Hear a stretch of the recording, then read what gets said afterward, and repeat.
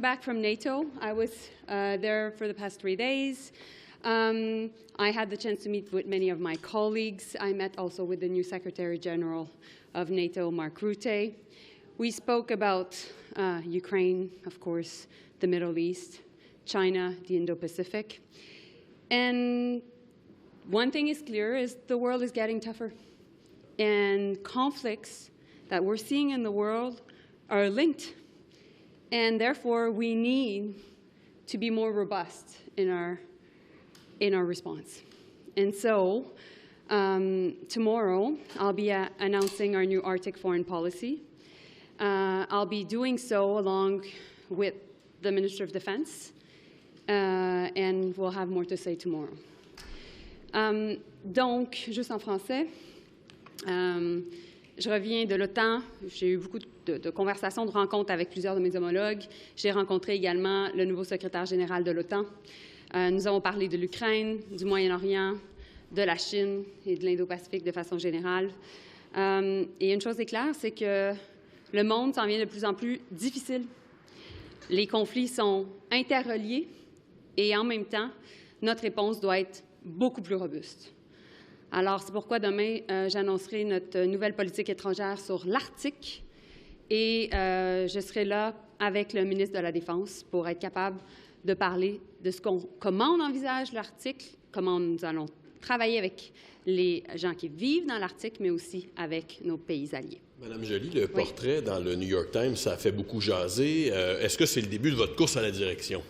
Écoutez, je savais que vous alliez me poser cette question-là. Louis, quand j'ai donné l'entrevue au mois de juillet, j'ai dit que j'étais 100% en appui avec le premier ministre Trudeau, et c'est encore le cas, et c'est le cas depuis 2012. So, just in English, have you spoken to the Prime Minister about the profile that calls you his successor? I didn't have the chance to talk to him yet because I came back late last night from NATO in Brussels. But when I gave my interview back in July, I said I was 100% supportive of the Prime Minister. I am, of course, 100% supportive of the Prime Minister, and I've been since 2012. Mais que ce soit cet été ou maintenant, avouez que ça peut quand même laisser une impression peut-être que... C'était quoi le but, en fait, peut-être, de cette entrevue-là, de ce portrait-là? Qu'est-ce que vous y gagnez à avoir fait ça? Mais vous êtes journaliste, là, vous savez qu'on ne peut pas vous contrôler. So that's it. Nato released a report today calling what's going on in Gaza a genocide. What do you make of their report, if you've had a chance to look at it? What is happening in Gaza is absolutely catastrophic. I've said that many times. We think, and we've been calling for it, we need a ceasefire. We need the hostages to be released. We need a plan with a two-state solution at the core of it. At NATO, the King of Jordan was there. So we had conversation about how can we make sure that we protect the West Bank and at the same time we be able to have a ceasefire in Gaza. And meanwhile, how can we put more pressure on Iran? So this is part of the conversation at NATO. I've been in contact with many U.S. lawmakers on this issue, including Lindsey Graham, many times as well. And so we're actively involved in many of the diplomatic conversations to make sure that we end this conflict. Amnesty and the NDP both say that we could be in legal jeopardy as signatories to the Genocide Convention. So what we said is that, and I took the decisions back a couple of months ago, that there wouldn't be no arms or parts of arms that would end up in Gaza. And we took that tough decision. Meanwhile, we would be supporting Israel in being able to defend itself against Iran, and by making sure that we could support the Iron Dome. And so we're taking an approach that is linked to the situation that is happening right now. Qu'est-ce que vous pensez des critiques de ces chroniqueurs qui ont publié des textes récemment pour critiquer votre intervention sur un panel de la conférence d'Halifax ces derniers jours? Est-ce que vous trouvez que c'est juste, ces critiques-là? Comment vous vous donner une occasion, juste parce que ça a été quand même assez franc? Écoutez, moi, ça me fait toujours plaisir de participer dans des conversations difficiles. C'était un panel difficile. Je n'étais pas d'accord avec ni le modérateur, ni ce qui était discuté. Notamment, ce qui était discuté, c'était le fait que les Nations unies n'étaient pas nécessaires. Et à tous ceux et celles qui disent que les Nations unies ne sont pas nécessaires, il n'y a personne qui me dit quelles seraient les conséquences de ne pas les avoir. Et il n'y a personne qui me dit non plus quelle solution on devrait adopter pour les remplacer.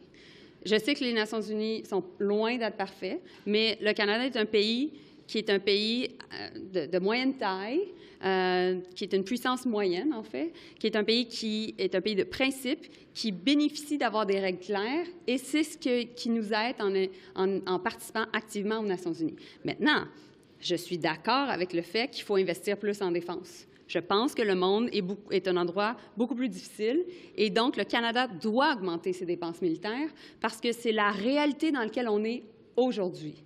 Et je pense aussi que la Chine et la Russie bénéficieraient énormément du fait que le Canada sorte des Nations unies et que d'autres pays de l'Ouest sortent des Nations unies. Donc, jamais vous allez entendre le président Poutine dire que les Nations unies ne sont pas utiles. Bien au contraire, il va être capable de les contrôler.